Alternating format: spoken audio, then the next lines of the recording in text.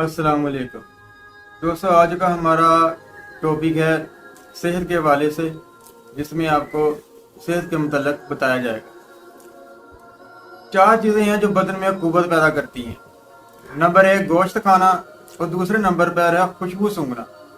खुशबू इंसानी दिल और दिमाग के लिए बहुत ही बेहद मुफीद चीज़ है। और नंबर 3 पर है कसरत से गुस्ल करना।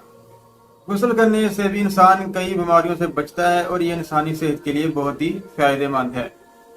नंबर 4 पर है सूती कपड़ा पहनना। सूती कपड़ा क्योंकि पसीने को जज़ब कर लेता है, इसलिए ये भी इंसानी सेहत के लिए बहुत मुफीद है। और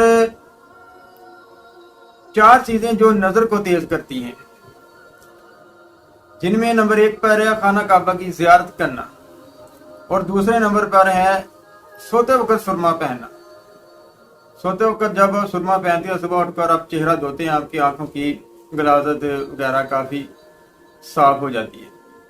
और नंबर 3 पर है सब्ज़ाजार की तरफ देखना। सब्ज़ाजार चूंकि हरियाली होती है, इसलिए ये खुली फिजा में जाना, सांस लेना, ये भी सेहत के लिए, नज़र को तेज करने के लिए बेहद मुफीद है। नंबर 4 पर है साफ जगह पर बैठना। ये चीज़ें जो नज़र को तेज करती हैं। और 4 चीज़ें रिज़्क़ को बढ़ाती हैं। नंबर 1 फजर की नमाज अदा करना, और दूसरे नंबर पर है कसरत से अस्तगफिरुल्लाह का विर्द करना, अल्लाह रब्बुल इज़्ज़त से अपने गुनाहों की माफ़ी मांगते रहना। और नंबर 3 पर है कसरत से सदका और खैरात करना। सदका और खैरात जो बहुत ही आला चीज़ है, दुआ और खैरात जो आने वाली वक्त की मुसीबतों को रोकने का बेहतरीन जरिया है। और नंबर 4 पर है कसरत से जिक्र इलाही करना। सच बताऊं, दिलों के चैन अल्लाह रब्बुल इज़्ज़त की याद में है। और 4 चीज़ें इंसानी अक्ल को बढ़ाती हैं। नंबर 1 पर है फजूल कलाम से परहेज। फजूल कलाम, बेहुदा कलाम जिससे परहेज करना चाहिए, अगर इससे ना करें तो ये अक्ल को ज़ाइल कर देती है। और नंबर 2 पर है दांत साफ करना। दांत साफ करना इंसानी सेहत के लिए बेहद मुफीद है।